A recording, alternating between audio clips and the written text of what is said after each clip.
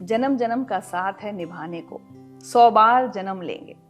एक वक्त था जब प्यार में लोग 7 जन्मों तक या कई कई जन्मों तक रिश्ता निभाने की, एक साथ जीने मरने की बातें किया करते थे। और आज एक वक्त है जब लोग एक जन्म में भी रिश्ता बनाना या रिश्ता निभाना तो दूर की बात, कमिट भी नहीं करना चाहते।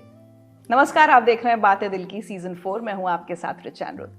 बातें दिल की एक बहुत ही खास इनिशिएटिव है, एक सीरीज है जिसमें हम बहुत सारे हमारे दिल से जुड़े मुद्दों पर बात करते हैं, जिनका सीधा ताल्लुक हमारी मेंटल हेल्थ, हमारी इमोशनल वेलनेस से होता है। और कई बार हम समझ ही नहीं पाते कि इश्यूज कहीं ना कहीं हमारी इमोशनल वेलनेस से जुड़े हुए होते हैं। और इसीलिए स्लीप वेल फाउंडेशन और संजीवनी सोसाइटी फॉर मेंटल हेल्थ ने मिलकर ये सीरीज शुरू की है, जिससे हम और आप अपने जीवन से, अपनी मेंटल हेल्थ, अपनी इमोशनल वेलनेस से जुड़े हुए मुद्दों को जान सकें, समझ सकें, और अगर कहीं हेल्प की जरूरत है तो वो मदद भी ले सकें।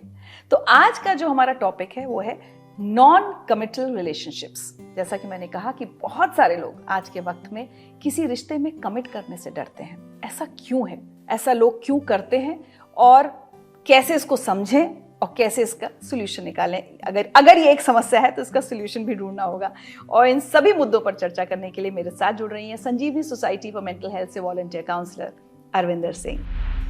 अरविंदर जी, बहुत बहुत स्वागत है आपका। Thank you very much Richa. Non committal relationship, सबसे पहले तो समझना चाहेंगे कि क्या है ये और क्यों ये टर्म आजकल बहुत सुनने में आ रहा है। नॉन कमिटल नाम से ही समझ में आ जाता है कि जहाँ कमिटमेंट नहीं की जाती रिलेशनशिप की, तो वो रिलेशनशिप में इमोशनल क्लोजनेस बहुत है, फिजिकल इंटीमेसी भी शायद है, लेकिन उसे कोई नाम नहीं दिया जाता कि हम बॉयफ्रेंड गर्लफ्रेंड हैं, हम कपल हैं, हम लिव इन में हैं, लेकिन इमोशनल डिपेंडेंस भी बहुत है, कनेक्शन भी बहुत है। इन रिश्तों को नॉन कमिटल रिलेशनशिप कहा जाता है।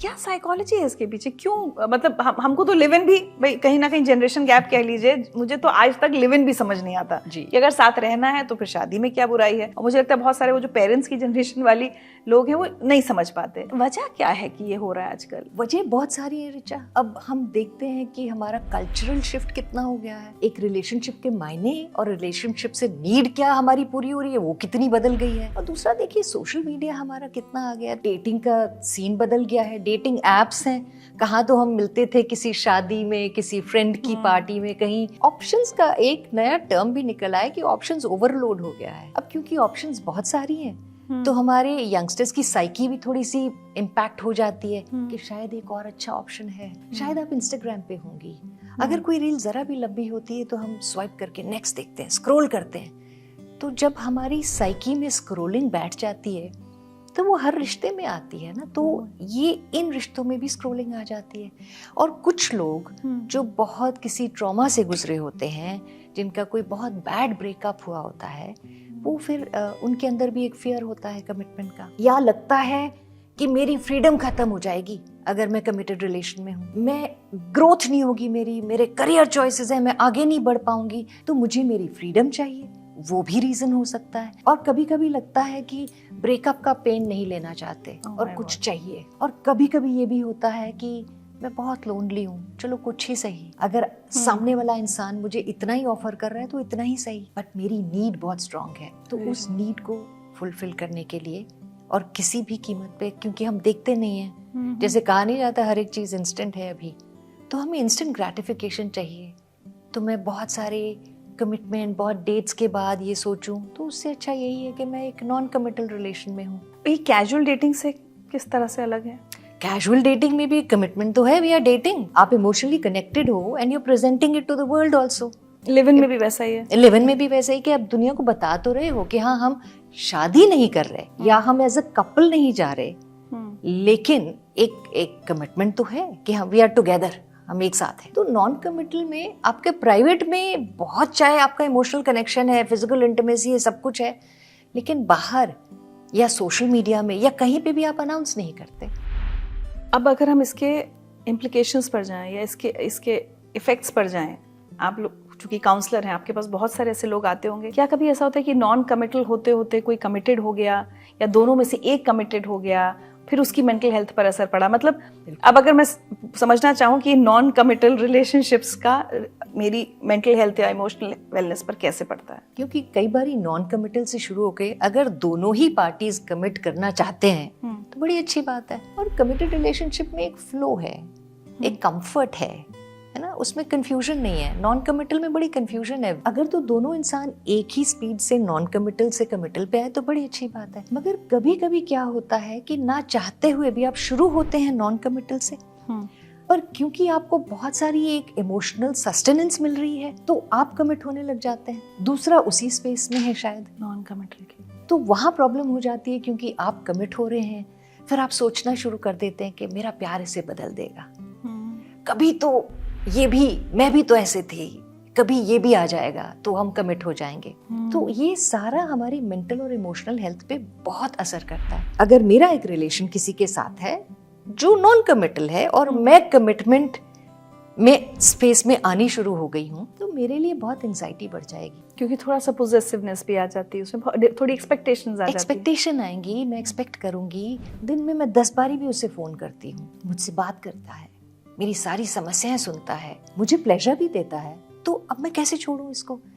तो उससे मेरे में एंजाइटी बढ़ जाएगी, मेरी आइडेंटिटी पे असर आएगा, क्योंकि मैं अपने आप को सोचूंगी कि शायद मैं यही डिजर्व करती हूँ, शायद मैं इस लायक नहीं हूँ कि मुझे कुछ और मिले। मुझे लगने लगेगा कि इसके बिना मैं कुछ नहीं हूँ, तो मेरा सेल्फ वर्थ कम हो जाएगा, मेरी सेल्फ एस्टीम लो हो जाएगी। नॉन कमिटल रिलेशनशिप में अगर एक पार्टनर की पोजीशन शिफ्ट हो जाती है तो बहुत प्रॉब्लम्स आने लग जाती हैं, इमोशनल प्रॉब्लम्स बहुत आती हैं, मेंटल हेल्थ पे बहुत असर होता है। कोई आप क्लाइंट अपना या कोई केस आप शेयर करना चाहेंगी without revealing the identity of course, जहां आपने ये नॉन कमिटल रिलेशनशिप्स की कंफ्यूजन्स को या उसके बुरे असर को देखा? टिपिकली 2 लोग मिले और क्योंकि आजकल हमारे यंग बच्चों की जो लैंग्वेज भी है वो है, अच्छा ये वाइब है हमारी, हमारा चिल सीन है, तो ये वाइब और चिल सीन बड़ा कूल भी लगता है। और अगर हम और आप अगर उस उम्र में होते हैं, हम भी अपनी स्टेजेस में काफ़ी कूल दिखने की हम कोशिश करते हैं और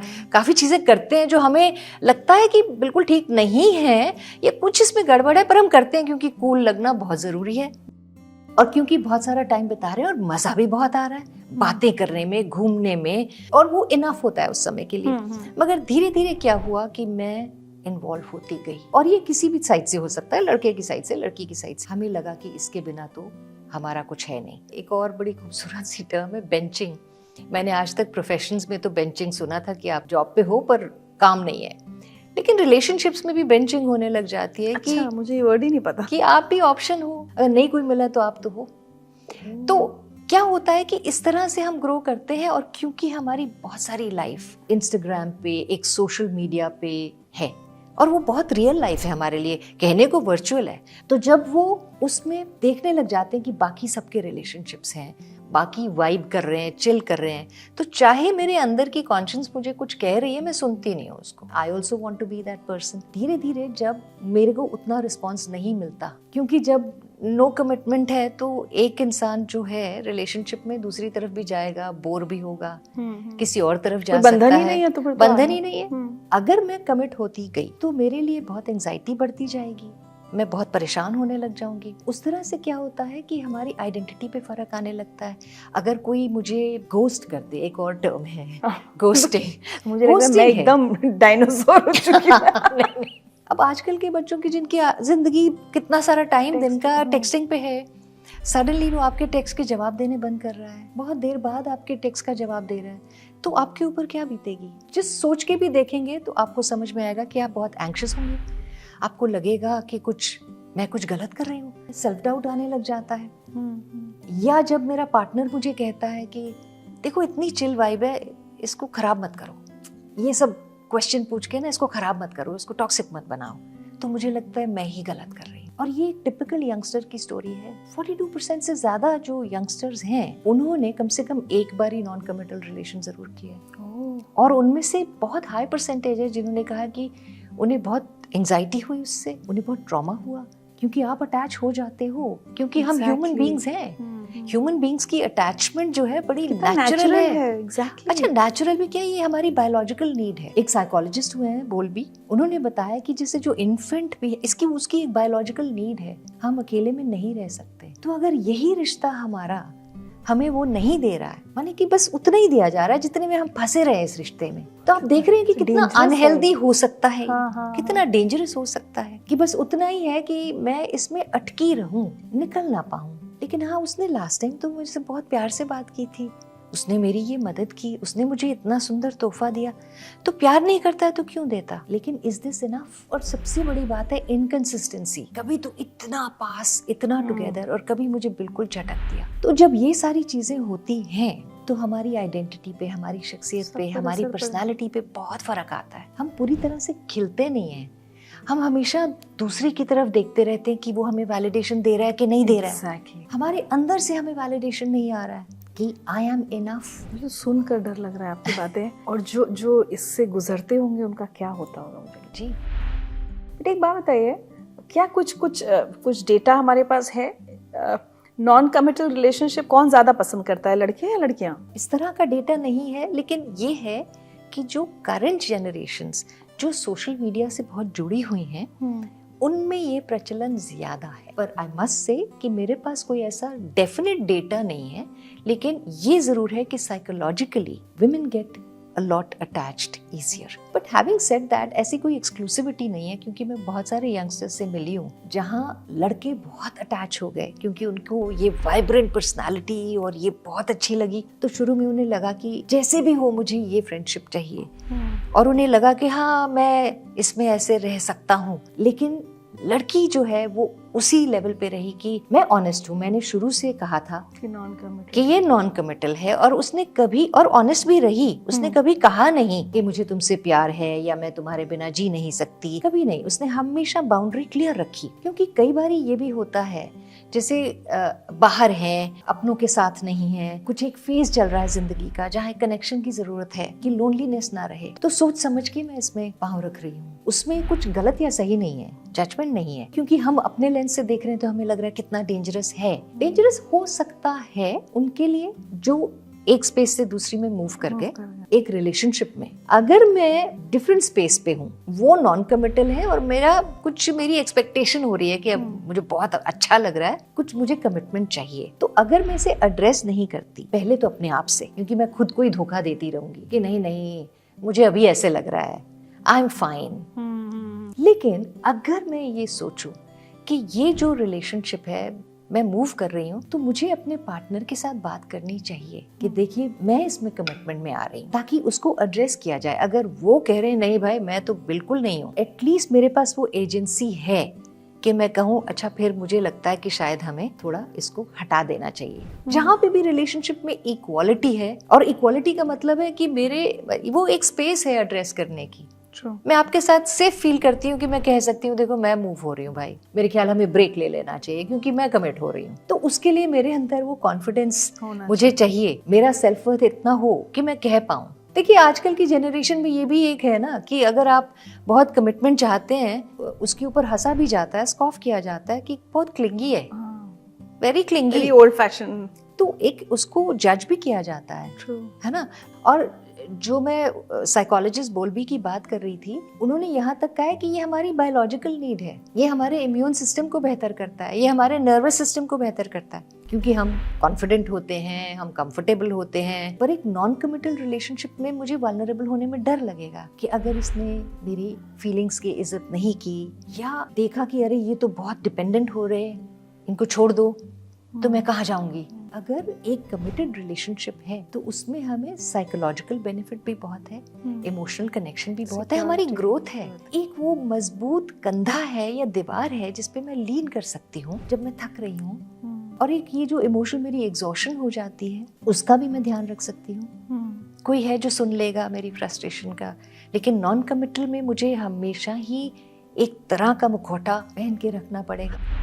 कैसे समझाया जाए ये बात उन लोगों को जिनको इस समय नॉन कमिटल रिलेशनशिप ही सबसे अच्छा ऑप्शन दिखाई देता है? एक तो मैं कहूंगी कि नॉन कमिटल, मैं ये नहीं कह रही कि बुरा है, नॉन कमिटल में बस यही है कि दोनों पार्टीज को पता होना चाहिए और अग्रीमेंट होना चाहिए और time to time checking in होनी चाहिए कि भैया हम सेम पेज पे हैं या कहीं बदल तो नहीं गया, हमारी पोजीशन शिफ्ट तो नहीं हो गई है। और दूसरा, जब हमें लगे कि इस रिलेशनशिप में मुझे वो नहीं मिल रहा जिसे मैं सोच के चली थी, तो मुझे ध्यान करना चाहिए।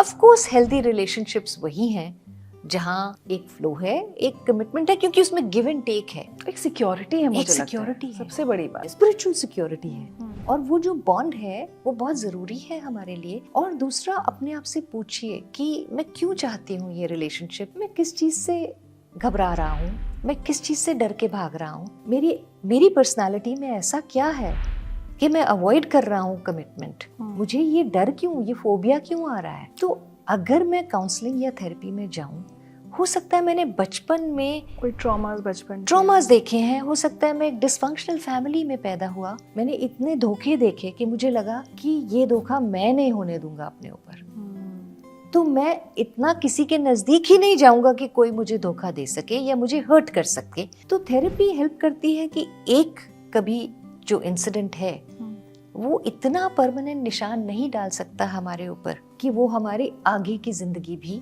कंट्रोल करे। और अगर मुझे कंफर्ट चाहिए तो इसमें शायद मुझे इंस्टेंट कंफर्ट मिलेगा, लेकिन अगर मुझे लॉन्ग टर्म कंफर्ट चाहिए तो शायद थोड़ा सा समय लगेगा और थोड़ा सा शायद रिस्क है कि मुझे वल्नरेबल होना पड़ेगा, मुझे अपनी कमजोरी बतानी पड़ेगी, लेकिन उसका बेनिफिट बहुत लंबा है।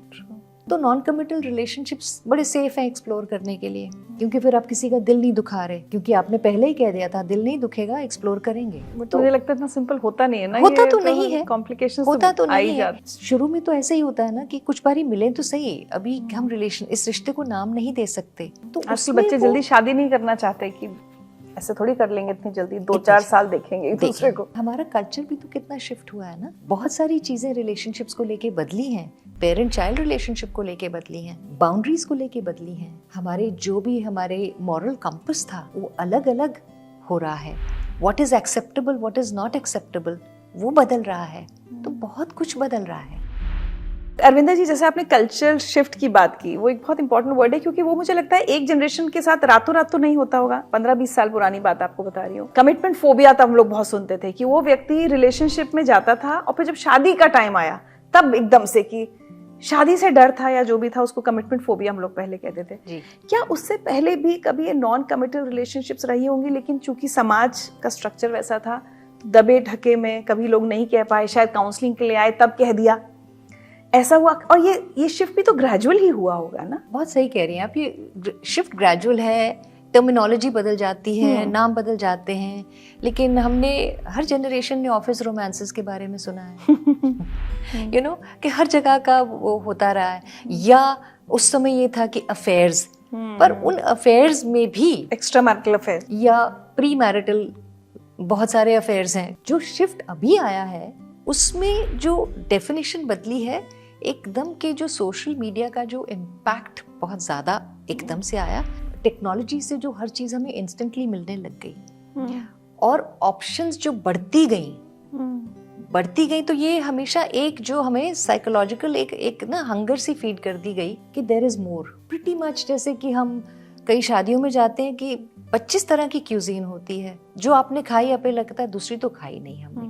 रिलेशनशिप्स के साथ तो ये एनालॉजी नहीं देना चाहती, मगर प्रीटी मच ये होने लग जाता है कि कहीं मैं मिस आउट ना कर जाऊं, कहीं इससे कोई और अच्छा ना हो, क्योंकि इतनी ऑप्शंस हैं। हम और आप जब टीनेजर्स थे या यंगस्टर्स थे, हम जब ग्रो हो रहे थे तो इतनी ऑप्शंस थोड़ी थी कि there are these 25 people you can date. अभी क्या है, स्पीड डेटिंग और इस तरह के कॉन्सेप्ट हैं जहां आप एकदम एवरीथिंग अब फटाफट देख रहे हो, वाइब है कि नहीं है। कल्चरल शिफ्ट हुआ है क्योंकि देखिए इतनी एडवांसमेंट इंफॉर्मेशन की हो गई है, ऑप्शंस की हो गई है। हर समय हमें यही लगता रहता है ये नहीं तो वो हो सकता था, कहीं मैं कुछ मिस तो नहीं कर रही। और अगर मैं इसी थॉट प्रोसेस के साथ एक रिलेशनशिप में जाऊंगी तो मुझे हमेशा कुछ ना कुछ कम दिखेगा उसमें, हमेशा लगेगा and I will keep looking for perfection in the next and the next and the next.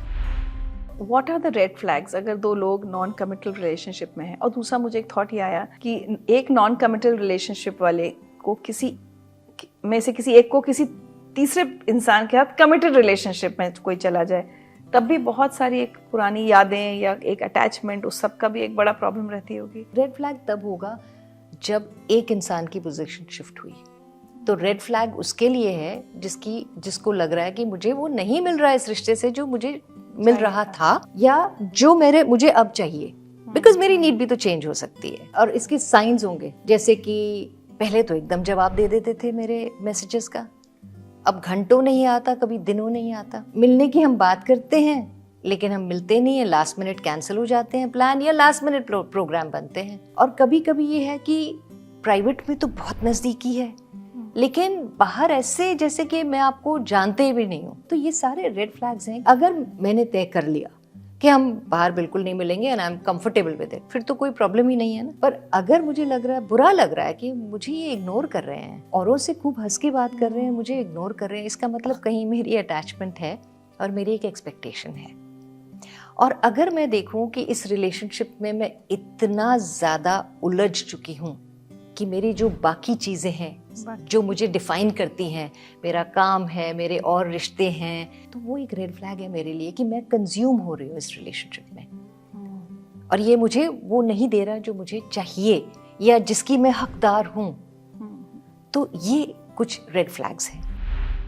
अब हम लोग जैसे कमिटेड रिलेशनशिप्स की बात करते हैं, भाई उसको हमें पता है कि अगर शादी हो गई है तो एक डिवोर्स होना है या कुछ भी है उस तरह से। नॉन कमिटल रिलेशनशिप से निकलना किसी व्यक्ति के लिए कितना मुश्किल होता है? कभी कभी जब हमारी डिपेंडेंस बढ़ जाती है, कभी कभी जब बहुत लंबा समय निकल जाता है, तो डर लगता है उफ, अब कौन नए सिरे से एक नए रिलेशनशिप में फिर से जाएंगे। तो हम उसी में फंसे रहते हैं और वो हमें कहते रहते हैं देखो कोई लेबल नहीं है। आपको काफी कंफ्यूज भी रखा हुआ है। डिपेंडेंसी आ जाती है। डिपेंडेंसी क्योंकि आपको इतना कंफ्यूज रखा हुआ है। इमोशनल इंटीमेसी दी है आपको, फिजिकल इंटीमेसी दी है और बोला हर बार ये देखिए नो स्ट्रिंग्स अटैच्ड। हाँ, आप भी कह रहे हो हाँ हाँ हाँ और मन में सोच रहे हो कभी तो बदल जाएंगे। जब बहुत देर हो जाती है तो हमें सोसाइटल प्रेशर भी लगता है कि आप तोड़ेंगे तो लोग कहेंगे अरे इतना लंबा रिलेशन अब, या फिर मैं बिल्कुल लोनली हो जाऊंगी, मेरे पास तो कोई रहेगा नहीं, मैं डिप्रेशन में चली जाऊंगी, मैं क्या करूंगी, कैसे हैंडल करूंगी। या लोग सोचेंगे कि कोई भी इनके पास तो ठहरता टिकता नहीं है, क्योंकि मैंने लोगों को कहना शुरू कर दिया कि मैं इनके साथ हूँ, भले ही उनके साथ मैं नॉन कमिटल में हूँ। हाँ जी नॉन कमिटल, क्योंकि मुझे वो किसी भी हालत में चाहिए। आज ये सच्चाई है कि अगर कोई एक उम्र के पार है और अकेले हैं, कि ये जजमेंट नहीं है कि आप लिव इन में हो, ये हो, शादी है नहीं है, वो जजमेंट थोड़ी कम है। लेकिन अगर कुछ भी नहीं है तो मतलब बहुत अजीब है, ये कैसे हो सकता है। तो आपके ऊपर एक ये प्रेशर भी है टू बी विद समवन। तो फिर भी आप एक नॉन कमिटल रिलेशन में आप बोलते हैं वी आर विद समवन। एक हेल्दी रिलेशनशिप एक फंडामेंटल ह्यूमन नीड है। कनेक्शन इज वेरी इंपॉर्टेंट और वो कनेक्शन हमें नॉन कमिटल से शायद थोड़ा बहुत मिल सकता है, पर अगर हम एक लॉन्ग टर्म देखते हैं तो नॉन कमिटल ट्रांजिशन है, टेम्पररी है, और जो कमिटेड रिलेशनशिप है लॉन्ग लास्टिंग है, नरिशिंग है, they give a sense of purpose. तो ये जो नॉन कमिटल रोमांटिक रिलेशनशिप्स होते हैं ये हमें कंफ्यूज रखते हैं, ये हमें लॉन्ग टर्म नरिशमेंट नहीं देते। तो चलते चलते अगर कोई व्यक्ति जो नॉन कमिटल रिलेशनशिप में है but now they feeling stuck and they hoping for more, कि उन्हें लगता है कि इससे कुछ ज़्यादा होना चाहिए या नहीं सेटिस्फैक्शन मिल रहा है, उन सब लोगों से आप क्या कहना चाहेंगे? देखिए, अगर आप स्टक फील कर रहे हैं तो उस स्टक फीलिंग को इग्नोर मत कीजिए, क्योंकि वो स्टक फीलिंग जो आपके अंदर की आवाज़ है ना, वो आपको कुछ कह रही है। तो एक्सप्लोर कीजिए कि मैं क्यों स्टक फील कर रही हूँ और उससे आपको जवाब आएगा, क्योंकि मुझे जो चाहिए वो मिल नहीं रहा। सेकेंड स्टेप है कि मैं थोड़ा सा रिस्क लूं। बात कीजिए इस बारे में, चाहे तो अपने पार्टनर से बात कीजिए कि मैं इसमें स्टक हूँ और मुझे निकलना है, और उसके लिए शायद आपको काउंसलिंग या थेरेपी की ज़रूरत पड़े कि पहले तो समझ पाना कि मैं क्यों स्टक फील कर रही हूँ। जब ये थोड़े समय पहले मुझे ठीक लग रहा था, अब ऐसा क्या हो गया। तो उससे पता चलेगा कि हमारी जो इमोशनल नीड्स हैं वो फुलफिल नहीं हो रही हैं, और आप डिजर्व करते हैं कि आपकी इमोशनल नीड्स कोई फुलफिल करे। कोई इमोशनल नीड्स आपकी फुलफिल करे, ऐसे इंसान हैं। और जो भी आपका पास ट्रॉमा रहा है वो ट्रॉमा आपके आज को डिफाइन ना करे, इसके लिए मदद ज़रूर लीजिए। याद रखिए कि एक अच्छा रिलेशनशिप हमारी सिर्फ मेंटल हेल्थ और वेलबींग के लिए ही अच्छा नहीं है, ये हमारी फिजिकल हेल्थ, हमारी न्यूरोलॉजिकल हेल्थ के लिए भी बहुत अच्छा है। ये हमें कॉन्फिडेंट बनाता है, हमारी एंजाइटी को कम करता है, हमारी बॉडी में ऑक्सीटोसिन रिलीज होता है, हमें रेजिलियंस देता है, हमारे इम्यून सिस्टम को अच्छा करता है, हमारी उम्र को लंबा करता है। और जाते जाते आपको बताऊंगी, हार्वर्ड की एक स्टडी है लॉन्जिविटी के ऊपर, और ये 75 साल की स्टडी है। लोगों को ट्रैक किया गया कि लोग जो हैं उनकी लॉन्ग लाइफ और हैप्पीनेस का क्या राज है, और उसका राज था strong connected relationships, meaningful relationships.